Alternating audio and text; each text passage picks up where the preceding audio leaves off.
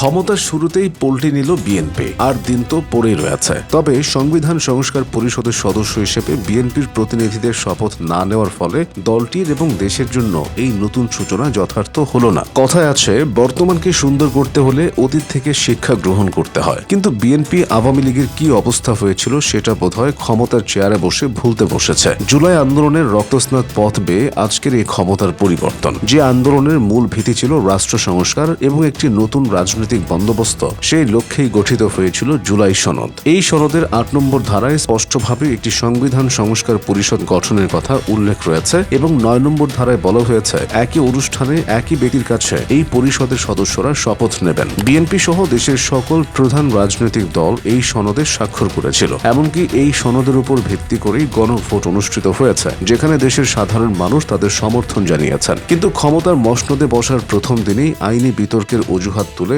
সংবিধান সংস্কার পরিষদের সদস্য হিসেবে বিএনপির প্রতিনিধিদের শপথ না নেওয়া জুলাই গণ অভ্যুত্থানকে অবজ্ঞা করার শামিল। ইসলামী আন্দোলন বাংলাদেশের যুগ্ম মহাসচিব ও মুখপাত্র মাওলানা গাজী আতাউর রহমান এই পরিস্থিতির কঠোর সমালোচনা করেছেন। তার মতে, হাজারো মানুষের আত্মত্যাগের উপর দাঁড়িয়ে এ ধরনের আচরণ দেশের গণতান্ত্রিক উত্তরণের পথে একটি খারাপ দৃষ্টান্ত। তিনি মনে করিয়ে দিয়েছেন যে সংসদে নিরঙ্কুশ সংখ্যাগরিষ্ঠতা পাওয়া মানেই জনরায়ের ঊর্ধ্বে চলে যাওয়া নয়। অতীতেও আমরা দেখেছি, সংখ্যার জোরে জনমতকে উপেক্ষা করার পরিণতি কখনো শুভ হয়নি। বিএনপি যদি তাদের এই সংখ্যাগরিষ্ঠতাকে সংবিধান সংস্কারের কাজে না লাগিয়ে কেবল আইনি মারপ্যাচে সময় ক্ষেপণ করে, তবে দেশ আবারও সেই আগের অন্ধকারের দিকেই ফিরে যাওয়ার শঙ্কা রয়েছে। জুলাইয়ের সেই উত্তাল দিনগুলোতে যারা রাজপথে প্রাণ দিয়েছেন, যারা পঙ্গুত্ব বরণ করেছেন, তারা কি কেবল একটি দলের ক্ষমতার পালাবদলের জন্য লড়াই করেছিলেন? নিশ্চয়ই নয়। তারা চেয়েছিলেন রাষ্ট্র ব্যবস্থার আমূল পরিবর্তন। সেদিন যদি আন্দোলনকারীরা আওয়ামী সরকারের সাথে আপোষ করতেন, তবে হয়তো তারা প্রচুর অর্থবিত্ত বা ক্যারিয়ারের নিরাপত্তা পেতেন। বিপরীতে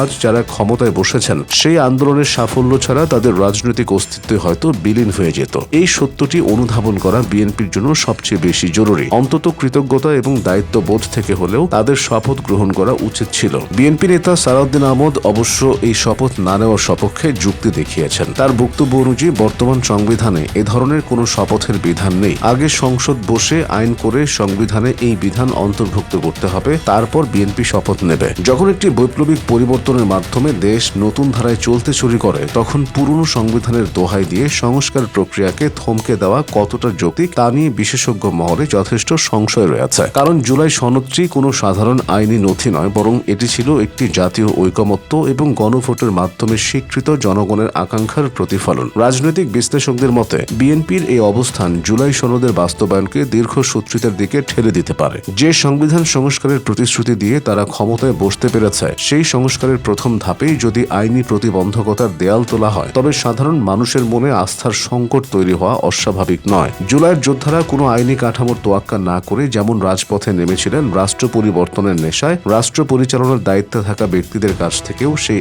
একই মানসিকতাই প্রত্যাশিত ছিল। একটি বিষয় পরিষ্কার যে ক্ষমতার মসনদ থেকে রাজপথের প্রতিজ্ঞা ভুলে যাওয়ার পুরনো অসুখ যদি আবারও দেশের রাজনীতিকে গ্রাস করে, তবে তা হবে চরম দুর্ভাগ্যজনক। বিএনপিকে বুঝতে হবে যে এই বিজয় কেবল তাদের দলীয় বিজয় নয়, এটি সাধারণ মানুষের আকাঙ্ক্ষার বিজয়। তাই আইনি বিতর্কের আড়ালে জুলাই সনদকে পাশ কাটিয়ে যাওয়ার চেষ্টা যেন কেউ না করে। আওয়ামী সরকারের পতনের ইতিহাস যেন তারা মাথায় রাখে, যে জনগণ ক্ষমতায় বসাতে পারে, সেই জনগণই ক্ষমতার চেয়ার থেকে টেনে নামাতেও পারে।